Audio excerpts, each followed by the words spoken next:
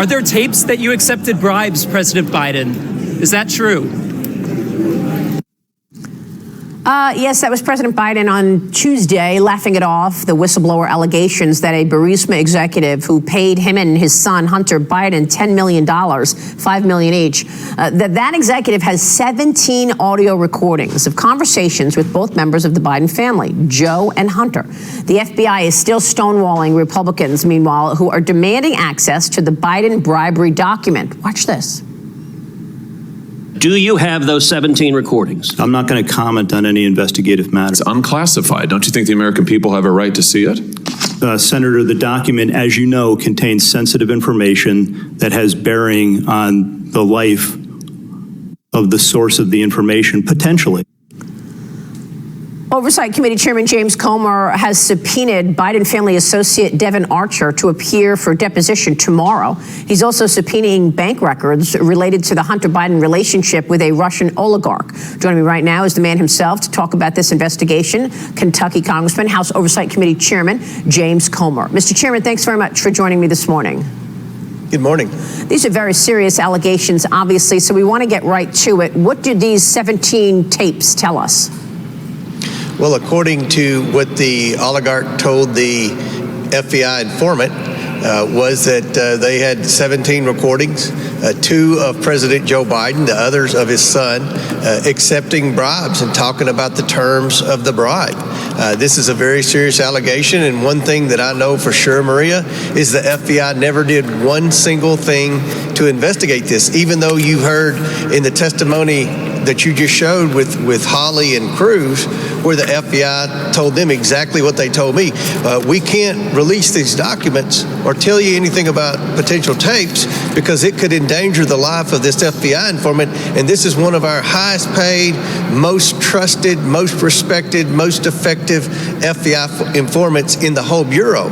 So if that's the case, then why didn't the FBI ever investigate any of these bribery claims with Joe Biden? Well, I think this is a really important point because that's what I've been told from many people, that this, in fact, is this whistleblower, this informant, rather, is the best informant that this government has ever seen. Tell me about this informant and why this person is so important.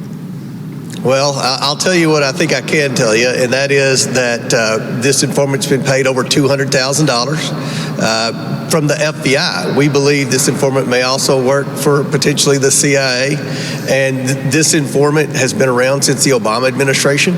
They have used this informant's testimony in other cases that they have been involved in around the world. So this is a very valuable person to the FBI, which begs the question, why didn't the FBI investigate these allegations? Now remember, Charles Grassley's whole beef with the FBI is from the whistleblowers who have said that the FBI's never investigated anything pertaining to Joe Biden. That's what Charles Grassley's complaint is.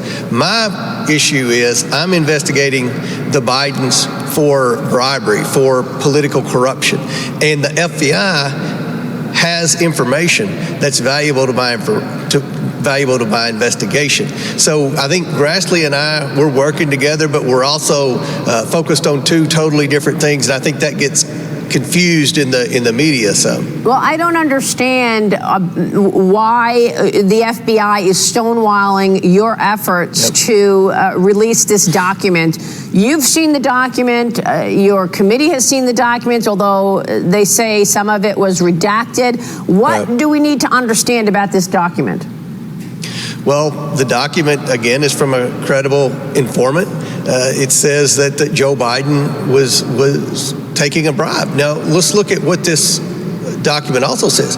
It said from the oligarch that the investigators will never be able to find this, or it will take them over 10 years to find this, because of the way we funneled the money through various different banks. Oh, my God. The oligarch also referred to Joe Biden as the big guy.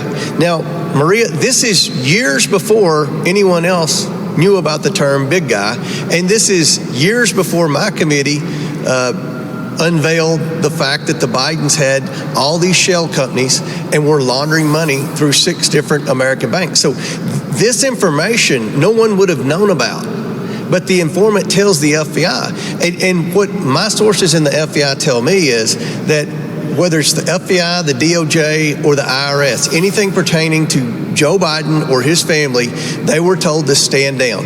So the people in the FBI didn't even know about the shell companies the Bidens had or the money laundering the Bidens had until I had my press conference about 6 weeks ago with members of my committee, the House Oversight Committee, and told the American people and showed evidence of all these shell companies and all this money laundering. That is when the whistleblower said, "Oh my God, I remember this accusation," and no one in the FBI investigated it.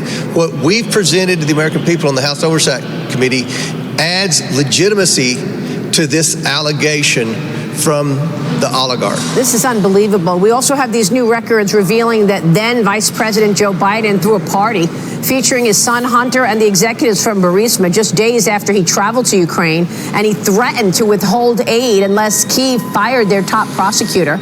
The Media Research Center finds over a 4-day span last week, CBS, NBC, and ABC's morning and evening shows spent zero time on the Biden bribery allegations, while they spent nearly 5 hours on the indictment of President Trump.